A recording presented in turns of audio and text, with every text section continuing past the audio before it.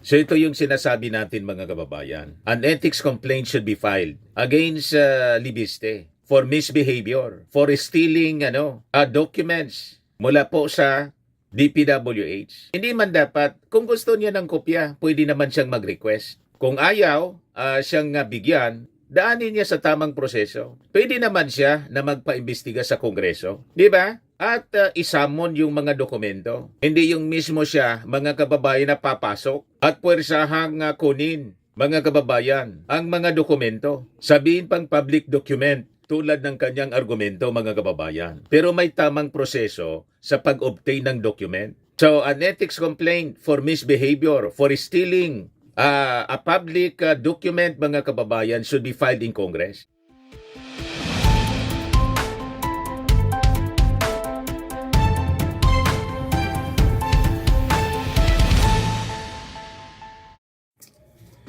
Hello po mga kababayan, si Dante Maravillas. Pag-usapan natin si DDS Congressman Leandro Lipeste. Libeste pala. Hindi Lipeste. Ikaw niya talaga, Mr. Maravillas. Yun anong tawag sa kanya ng mga netizens. Naging peste na kasi ng Pilipinas. Pero yung mga DDS po, ang tawag sa kanya, hero. Pero ang katotohanan po, naging peste na. Kabata-bata mga kababayan na congressman, nabulok agad. You see, mga kababayan, siguro naman napanood na ninyo yung report ng GMA. Puwersahan talagang pumasok. Kinonfirm ng mga witnesses, mga empleyado mismo ng DPWH. Noong September 4, pumasok sa DPWH building sa opisina po ni Yossi Cabral, itong si Libeste. Puwersahang kinuha yung mga files, yung term nga po ni Vince Dizon, ninakawan niya yung files sa computer nitong si Libeste. You see? So I think hindi naturuan ito ng tama ng kanyang nanay, ni Loren Ligarda. Ay, Senator Loren, parang hindi mo napalaki ng tama itong inyong anak na si Congressman Libeste. Sayang. O di ba? Hindi man dapat ganon ang kanyang pamamaraan. And I think dapat pag-isipan ito, pag-aralan ng Kongreso, ng leadership po ng Congress. Kasi sa tingin natin, dapat siguro imbestigahan ninyo itong si Libeste. At siguro dapat sampaan ito ng ethics complaint, mga kababayan, tulad po ni Kiko Barsaga. Mas malala pa pala ito kay Kiko Barsaga. Di ba po? Imagine, nasugatan po siya sa kamay, si Yossi Cabral. Kasi, puwersahan daw na inagaw yung mga dokumento. Yan si Yossi Cabral ito, mga kababayan. Yan kanyang injury sa kamay. Kaya pala, mga kababayan, nung mag-attend ng congressional hearing, congressional investigation ditong si Cabral, naka-bandage yung daliri niya. May kumalat na sa social media ng mga balita ito. Nung mag-attend si Cabral ng congressional hearing, ito yung mga unang kumalat na balita po sa social media. Tingnan ninyo, naka-bandage po. So tama ito. Kaya naka-bandage siya kasi nagka-injury. O tama. Ito nga, mga kababayan, panlabaw ang tawag niyan sa amin. Yung gitnang daliri niya. Panlabaw ang tawag niyan sa amin. So ito yung una, mga kababayan, na kumalat na mga balita. Yan Totoo po ito, nangyari mismo sa opisina ni Yossi Cabral, gabi po bago ang hearing. Congressman Leandro Lipeste forcefully took papers from Yossi Cabral's office. Ayon sa kwento, pumasok si Congressman Lipeste at agresibong inagaw ang mga papeles mula sa kamay ni Yossi Cabral dahil sa biglaan at marahas na pagkuha, nahiwa pa raw ng papel ang daliri ni Yossi Cabral. Kaya noong sumunod na araw sa hearing, mapapansin nyo, nakabenda ang kanyang daliri. Hindi dahil sa simpleng aksidente, kundi dahil mismo sa insidente sa loob ng kanyang sariling opisina. Nakakagulat at nakakaalarma na ganito ang ugali ng isang halal na opisyal, pumapasok sa opisina ng isang undersecretary at pilit inagaw ang dokumento to the point na nasaktan pa ang opisyal. So ito yung sinasabi natin mga kababayan. An ethics complaint should be filed against Libiste for misbehavior, for stealing documents mula po sa DPWH. Hindi man dapat, kung gusto niya ng kopya, pwede naman siyang mag-request. Kung ayaw siyang bigyan, daanin niya sa tamang proseso. Pwede naman siya na magpaimbestiga sa Kongreso. Di ba? At isamon yung mga dokumento. Hindi yung mismo siya, mga kababayan, na papasok at puwersahang kunin, mga kababayan, ang mga dokumento. Sabihin pang public document tulad ng kanyang argumento, mga kababayan. Pero may tamang proseso sa pag-obtain ng document. So, an ethics complaint for misbehavior, for stealing a public document, mga kababayan, should be filed in Congress. Para hindi po tularan ang ganitong masamang pag-uugali ng isang batang congressman na sabi po nga natin, kabata-bata pang congressman, nabubulok na po yung pag-uugali. Na hindi yata naturuan ng tamang pag-uugali ng kanyang nanay, na isang seasoned journalist at senadora, mga kababayan. So bakit ganito yung pag-uugali po ni Libiste? Di po ba nakakadismaya, mga kababayan, yung ganitong pag-uugali? All praises naman, siyempre, yung mga kaalyado niya ng mga DDS influencers. Ayan ang mga post ngayon, mga kababayan, ng mga DDS influencers. Si Kificho, sabi niya 1 hour ago, dahil di nag-iisip yung scriptwriter, naamin tuloy nila na yung hawak na documents ni Leandro Liviste ay totoo kasi forcibly kinuha kay Cabral. Nagpa-photocopy pa nga daw. In short, whatever he has in the real thing, is the real thing. Ang nag-confirm pa is staff ni Jose Cabral. Ang bobo kasi ng angling, pinakita pa yung paper cut. Halos ipagduldula na sa kanya talaga galing. Pero para bang by showing us photos of her na paper cut hands,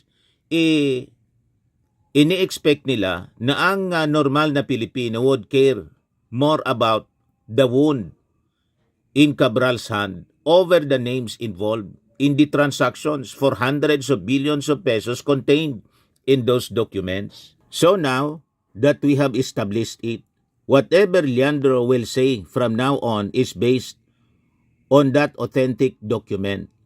That's for clearing that up. Thanks for clearing that up. Okay, next. By the way, thank you billionaire rich kid Leandro Liviste for doing this. With a 54 billion net worth, there are other less stressful things he could be doing with his time. Thank you for stepping up. As a Filipino, I am grateful that whatever happens, there will be a new breed of politicians. From Harold Respicio to Kiko Barsaga, to Eli San Fernando, to many countless others who have not just vision but outrage, who will fight for our country. Thank you, true young guns. Because of you, nabubuhayan kami ng pag-asa. So all praises sila, mga kababayan, kay Libiste. Di pa si MJ Kiambao Reyes, your claim that Kong Libiste took these files by force inadvertently and more importantly confirms the files' legitimacy and DPWH origin. Thank you for confirming. Sabay post, mga kababayan, ng footage ng GMA na hawak yung documents kasama pa si Cabral ni Libiste. Di ano niya, Mr. Maravillas, ang masasabi mo niyan? That is totally wrong. Na kinonfirm lang, mga kababayan, dahil sa report ng GMA at pagsasalita ng taga-DPWH na mga empleyado na puwersa ang kinuha yung document ni Libiste. That confirms the legitimacy and authenticity, mga kababayan, ng dokumento. Unang-una, after, mga kababayan, na kunin ni Libiste yung dokumento, pinalampas niya yung 3 months before na inilabas. That renders the document inadmissible. More inadmissible bilang ebidensya. Kasi nabahaw na po, napanis, sabi nga po ni Attorney Wilfredo Garrido, panis na yung dokumento. Anong malayan niya natin kung yung dokumento dinoktor na? Di ba po, mga kababayan? Malamang sa malamang kasi kasama sa dokumento po yung nanay niya. 1 billion yung insertion. So malamang yun ang intensyon, mga kababayan, ni Libeste to protect his mom, yung kanyang nanay. Kaya ginulo niya yung ebidensya. Pinagdududahan na tuloy yung authenticity, yung legitimacy ng dokumento kasi panis na. Wala nang mag-authenticate mga kababayan nito kasi yung dapat mag-authenticate patay na. Nung buhay pa si Cabral, hindi man niya nilalabas. Nilabas niya nang patay na. O di ba, kaduda-duda? Kaya tama itong reaction po natin ni Reyes Del Rosario, registered nurse, 12 hours ago. Let's refrain from calling it the Cabral files since it was never authenticated by Yussi Cabral. Instead, let's call it the Libeste files because he was the one who made the expose and has the burden to prove its authenticity. Gustong ipa-authenticate po sa sa DPWH kay Secretary Dizon. Anong malay naman po ni Secretary Dizon na yung puwersahan niyang ninakaw na dokumento, yun pa rin yung dinownload niya o kinuha niya. Kung dinoktor na, inalter na, mga kababayan, para i-implicate yung gusto niyang i-implicate at iligtas yung mga kakilala niya, kaibigan niya, ka-DDS niya, at nanay niya. Tama po mga kababayan? Isa batas mga kababayan, pag illegally obtain ang isang dokumento, although hindi man definitely talaga po sinasabing hindi na pwedeng tanggapin. Pero may sinasabi po sa batas na generally, if it is obtained illegally, generally inadmissible. Ayan criminal cases. Generally inadmissible, mga kababayan. Kasi yun ang tinatawag na exclusionary rule or fruit of the poisonous tree doctrine, especially in criminal cases. Yan sabi dito, yes, illegally obtained documents can sometimes be used in court, but it depends heavily on jurisdiction and specific rules of evidence with many legal systems, generally excluding them under the fruit of the poisonous tree doctrine. So hindi siya sinasama generally. Hindi siya accepted kasi siya prutas ng poisonous tree doctrine in criminal cases. While civil cases in other countries might allow them if relevant, though often with potential consequences for the person who acquired them illegally. So may consequences doon sa sa nag-obtain ng dokumento illegally. Tulad dito, ang nag-obtain illegally, ninakaw, sabi sa term na ginamit ni Vince Dizon, ninakaw niya. Yan, interview kay Vince Dizon. Legislative District Breakdown, absolutely sabi niya. Pero yung ninakaw niya, pero yung pagnanakaw niya ng files sa computer, walang imprimatur yun. Yung nakipag-agawan siya ng papel kay Cabral, walang imprimatur yun. And of course not, why would I give that imprimatur? Sabi ni Vince Dizon. Yan ang ginawa ni ni Libeste. Pumasok siya sa opisina. Yan, napicturan siya. Dina-download niya, mga kababayan, yung document sa computer. Kaya sabi dito, sabi ng staff, mga kababayan ni Cabral, nakita po namin sa loob, parang si Kong Libiste po, kuha po siya ng mga dokumento. Hawak niya po yung phone niya, tapos binivideoan niya lahat ng mga papel. Tapos si ma'am po, parang kung wag naman, ano po bang kailangan ninyo? Piniprepare naman na.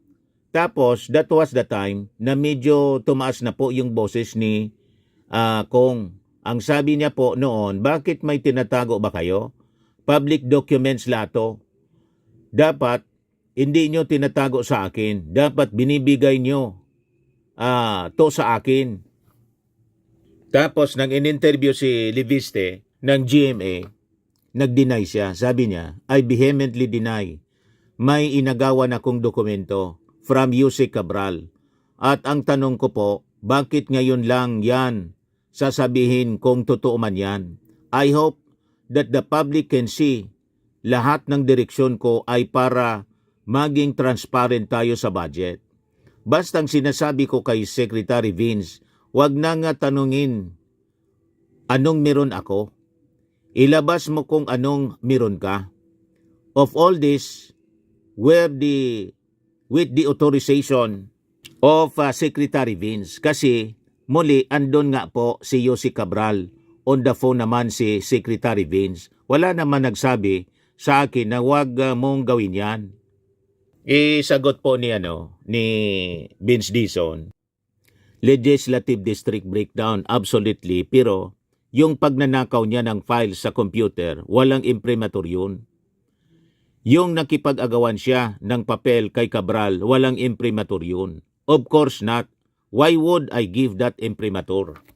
So with that, na dinideny po ni Vince Dizon ang mga claims na to ni Libiste, comes the need for a congressional investigation siguro mga kababayan. Somebody from Congress should file a resolution calling for a congressional investigation. At pati ito mga kababayan, si Libiste, kailangang file nito ng ethics complaint po for misbehavior. Nakakaya yung kanyang ginawa. Pwede naman niya pong gawing tama. Congressman naman po siya. Pwede naman niyang ipasamon yung mga dokumento na gusto niyang makuha for the sake of transparency na sinasabi niya. Hindi kailangang personal niyang gawin ito.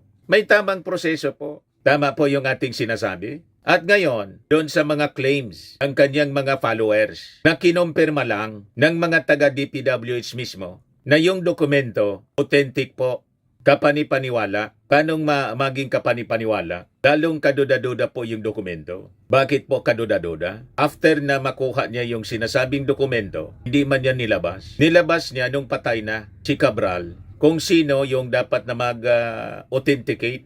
Patay na po. Sumalay natin kung yung dokumento ay yung dati pa. Baka may dagdag bawas na po.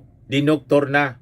Inalter na po mga kababayan para i-protect yung kanyang nanay, yung kanyang mga kakilala, yung kanyang mga kaibigan at idiin yung mga taong gusto niyang idiin. Magamit niya sa propaganda. Propaganda ng mga DDS laban sa Marcos administration mga kababayan. Na yun mismo yung ginagawa niya ngayon. Tama po yung ating mga analysis, mga kababayan. So tama itong sinabi ng mga abogado.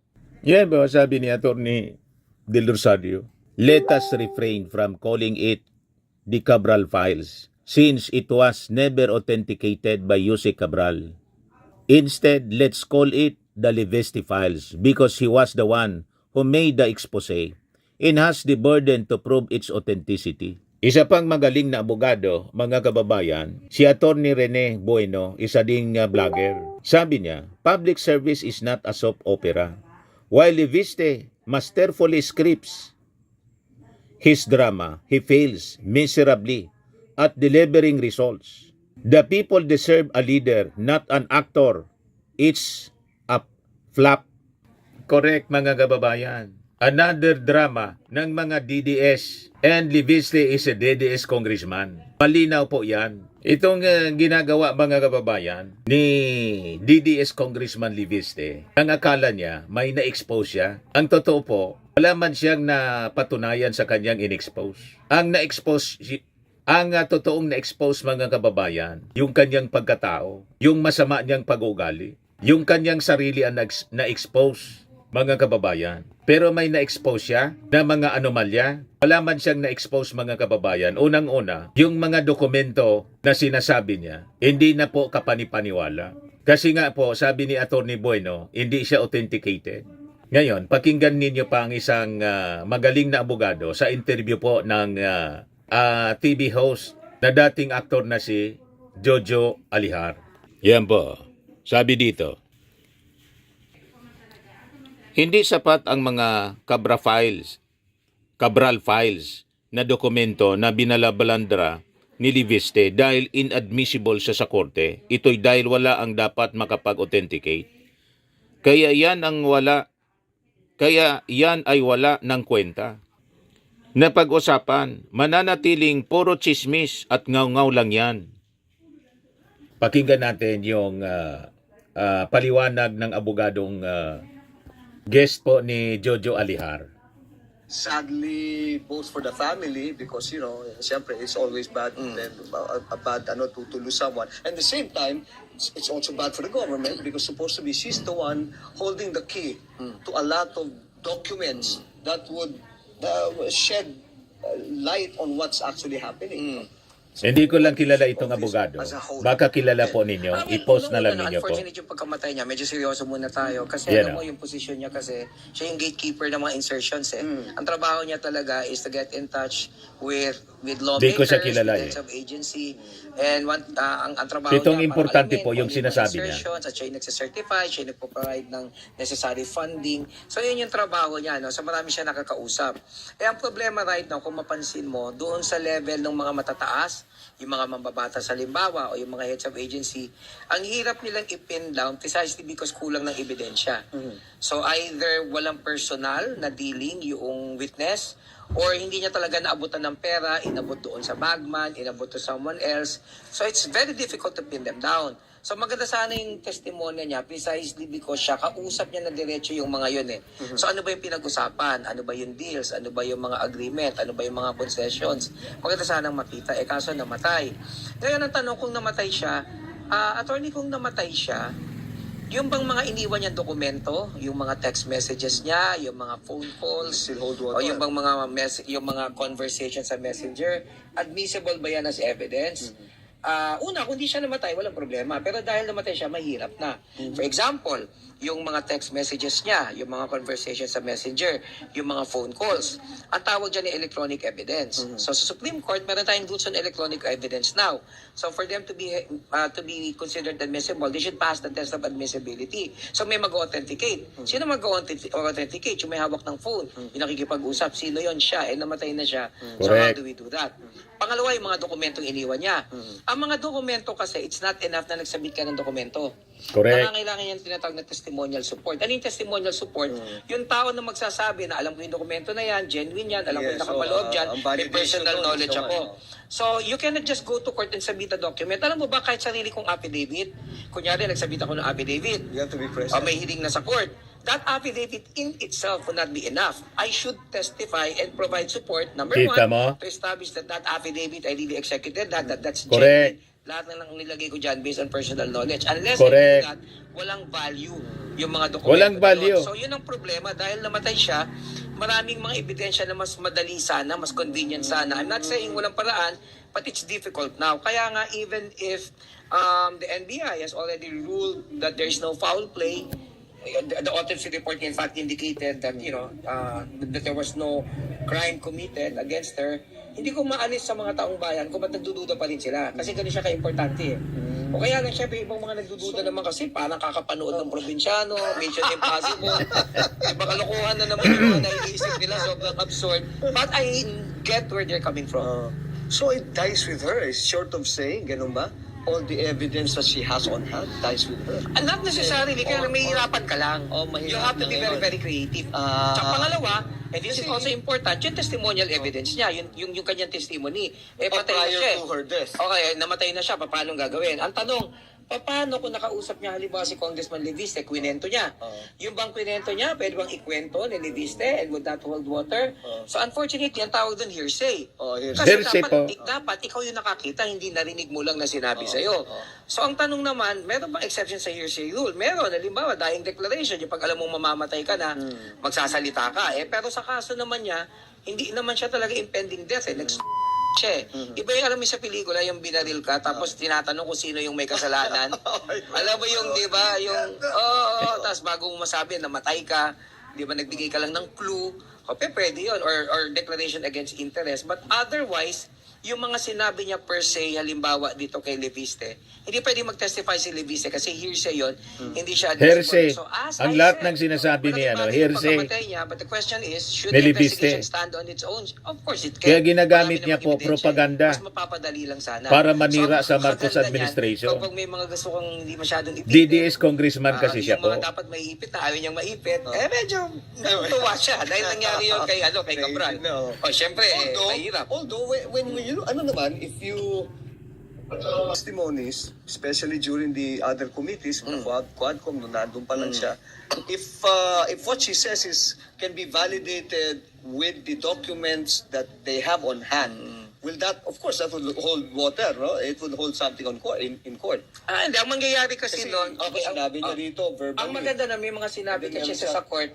nag-testify siya doon eh. Yes, so baka pwede mong ipilit yun, pero kaso wala din siya masyadong sinabi doon kasi.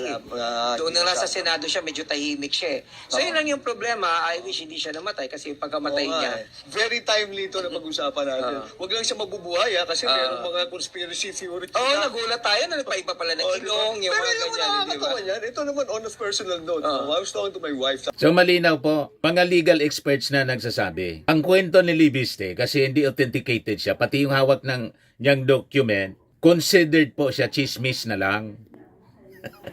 Lalo't pinanis na niya, mga kababayan. Inintay pa niya, 3 months pinalipas. Kung kailan patay na si Cabral, tapos niya ngayon niya nilalabas. O di ba po? So makikita ninyo po, talagang kaduda-duda ang motibo, mga kababayan, itong si Libiste. Kaya sabi natin, ang ating panukala, paimbestigahan ito po si Libiste. Unang-una, puwersahan niyang kinuha yung dokumento. May nasaktan, illegally obtained. And that is, mga kababayan, malinaw na mali. Maling gawain ng isang congressman. This is a clear misbehavior of a congressman na pwedeng maging subject ng ethics complaint, mga kababayan. Di ba po? At yung pagnanakaw niya ng dokumento, kailangan na panagutan niya rin yon, mga kababayan.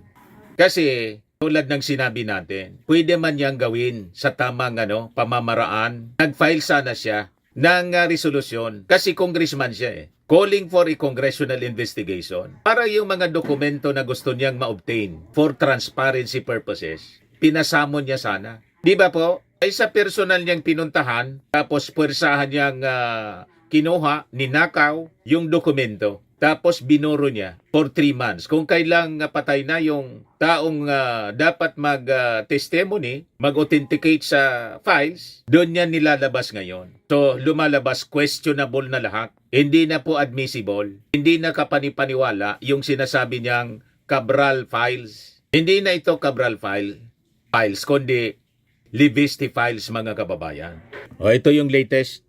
Nagpalabas po ng statement si Secretary Dizon. Baseless and malicious. Secretary Vince Dizon categorically denies Batangas Representative Leandro Libiste's allegations that he made insertions in flood control projects under the Bases Conversion and Development Authority or BCDA, which he formerly headed. Sabi po ni Dizon, nagpalabas na niya ako ng malinaw na statement na wala akong flood control projects that are funded through budget insertions, allocable funds, or any discretionary source. Any claims of allocable or discretionary funding for such purposes are baseless and false. The timing of Representative Libiste's allegations also raises suspicion after reports of some DPWH staff surface accusing the lawmaker of forcefully and illegally getting files from the late Undersecretary Catalina Cabral. Kung ano-ano na lang po ang pinopost na mga aligasyon nitong si Libiste, sabi ko sa inyo, kabata pa nga congressman, nabulok na agad. Yan mga post niya. 10 hours ago, nagpost na naman. May nagbigay sa akin ng isa pang kopya ng files ni Yumaong Yose Cabral mula sa DPWH. Biniberipika ko at tugma ito sa kopya ko. Talaga pong ginugulo niya. And possibly, yan talaga po ang objective niya para pagtakpan yung mga totoong sangkot na mga alyado niya, kaibigan niya, pati yung nanay niya. Na mismo mga kababayan siya, inamin niya may 1 billion pesos insertions. Pagkatapos, nang madiscover niya kasama yung nanay niya, sinabi niya na iniman na niya lahat ng insertions ay masama. O di ba, mga kababayan? Ayan ba mga post niya, 9 hours ago, bakit wala pang inilalabas sa CCTV ng pag-deliver ng maleta sa opisina ng DPWH. Nakita ninyo? Walang tigil na propaganda siya mga kababayan at haka-haka.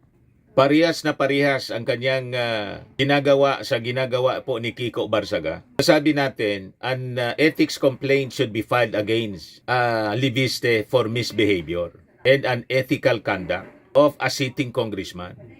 Ito yung nag-react si Vince Dizon dahil sa post na to. Mga kababayan, nasabi ni Vince Dizon malicious.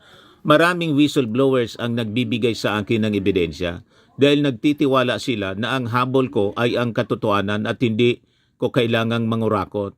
Kaya may nagbigay sa akin ng di umano'y bagong insertions o allocable ni Secretary Vince, pati ang kanyang dating BCDA flood control project. So nanggugulo, todo-todo yung panggugulo mga kababayan ni Libiste. Malinaw po na black propaganda para sa sumikat at the expense of other officials ng ating gobyerno. Pinalalabas niya na siya na lang ang magaling, siya na lang ang malinis mga kababayan. Iyong nanay niya sabit sa insertions.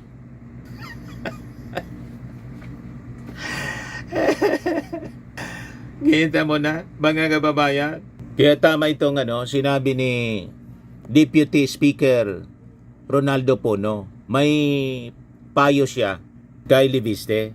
Tungkol sa proseso ng budget, dapat aralin niya ang proseso ng budget. Across the board, you want it. Yeah, of course. Yeah, depends on the DPWH. Again, rekomendasyon nyo sa amin, we list down projects na baka hindi nila nakita. Sabihin nila, hindi ko nakita na namin ito. Hindi okay, di ba? Or hindi kailangan ito. Hindi okay lang. But again, they make the final decision, not us. I cannot answer to any report that the new congressman will spread. Okay? Number two, I presume that he studies it already. Siguro kung tumagal pa siya ng mga another 5-6 months dito, para malalaman niya yung sagot sa sarili niya lang. Okay? Stay around longer, get to experience everything, kasi one of these documents I know, you're probably seeing for the first time. So it's not a question of knowing everything the first day you are here. But again, sometimes, when we don't know what we're talking about, we will say things, I don't think he knows exactly what an insertion is. What's the difference between an insertion and an amendment, an insertion and the things he's talking about now. And it's not fair for somebody to blanket accuse everybody. Alam mo, sabihin, hindi, actually, lahat ng congressman may insertion. Kasi lahat ng congressman, hinihingian ng rekomendasyon nila. So, siyempre, trabaho ng congressman yun. Sino pa ang tatanungin? Correct. Diba? So, and then again, kahit mag-recommend yung congressman, hindi yun ang final decision. Kaya hindi yun talaga amin. Diba? Nagsasuggest kami bilang mga katawan ng aming mga distrito. That's our job. Huwag niyo naman ang sayangin yung oras namin kasi alam na Kung inaral niya sana, hinintay niya mga 6 months. Baka niya yung mga tanong niya, siya na rin niya yung makakasagot. Assuming kasi po, lahat ng nakasulat sa budget, aros gusto niya, lahat ng nakasulat sa budget, pinagdududahan niya. Lahat na lang insertions. Balibasa bagitong congressman. So malamang sa malamang, hindi siya kasi familiar pa ng budget process. Kabago-bago kasi, mag-aral kasi muna ng maayos. May kasabihan po tayo, little knowledge is dangerous. Yan ang nangyayari dito kay Libiste. Kaya kabata-bata na congressman, nabubulok na kaagad. You see? Sabi ni Congressman Pono, Deputy Speaker Pono, bago niya siyang mag-akusa, aralin niya muna yung proseso niya ng budget. Bakit niya lahat ng congressmen halos may insertions? Trabaho na niya namin na mag-propose. Kasi hanapan kami ng project sa aming distrito. So insertions per se, hindi man po siya masama. Ang masama, kung yung in-insert na proyekto po ninakaw, hindi in-implement, pero ninakaw yung pondo, or in-implement yung proyekto, substandard yung pakagawa, yun ang mali doon. Di ba po? At siya mismo, inamin niya yung nanay niya, may 1 billion insertion. Tapos nang malaman niyang may 1 billion yung nanay niya, sasabihin niya, pinakang maliitan niya yung nanay ko, 1 billion lang. Yung iba niya kasi 5 billion, 6 billion. At hindi naman niya lahat ng insertions mali. Yun naman pala. Masamaan niya, hindi lahat ng insertions masama. Yun naman pala. So bakit siya daldal ng daldal mga kababayan? Malinaw na pabida. At saka mga kababayan, malinaw na ginulo niya yung dokumento. Tapos sabi niya kahapon, magpi-privilege speech sana daw siya. Pinigil daw siya na ilantad sa kamera. Iwala man po sa sesyon yung kamera, yung Congress. Nag-adjourn na po December 23. Ang in-session po yung bycam. Para matapos yung budget. Pagkatapos, gusto niyang mag-privilege speech. Sa 26 pa, January 26. Di sa January 26 ka, mag-privilege speech. May rules po yung Congress. Kung kailan ka pwede na mag-privilege speech. Alangan man, nasa adjourn yung Kongreso. Magsisesyon lang para pagbigyan yung pag-privilege speech mo.